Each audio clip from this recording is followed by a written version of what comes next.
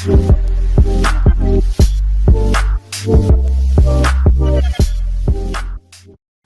guys, TheAirsoftTech here, and welcome back. Today we're going to be doing an episode of 5-minute tech tips. So what really annoys me, or one of the many things that really annoys me, are self-shimming gears. I think they're stupid, I think they're silly. Any adjective you can use to negatively describe self-shimming gears, have at it, because they deserve it. They're just usually way too tight. They're never just right. And so I like to just take the self-shimming aspect off of the self-shimming gear and use it as a regular gear and shim it myself. Well, doing this is pretty simple, but I'm going to make a 5-minute tech tips on it anyway.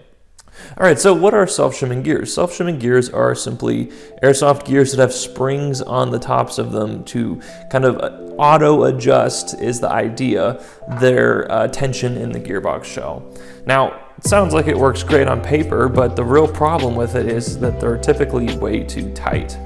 They don't rotate very well. They put undue stress on the bearings. If you do have bearings, which Crytek gearboxes do come with bearings, and they're kind of inefficient.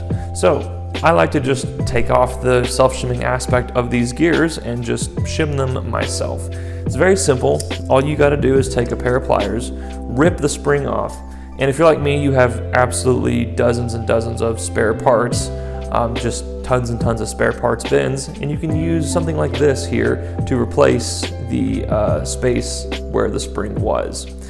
If you don't have those, they come off of spur gears, and if you have dozens of spur gears that have broken like I do, then you can just grab one of these off of them.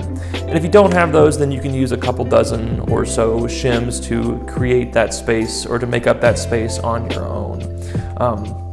Keep in mind, if you do the shims method to adjust these self-shimming gears, then you have to be very careful with how you shim your gears. They very easily become too tight or too loose. Just take your time with it and you'll figure it out.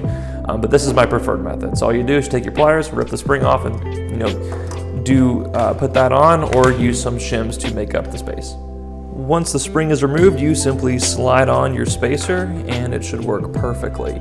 Now I did have to use my Dremel to kind of shorten the spacer a little bit to get it to fit appropriately, but that was really easy. It took me like 2 seconds.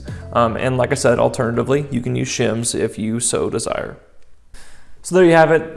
Converting self-shimming gears to regular gears is very easy, and you should do it with all of your self-shimming gears if you haven't already.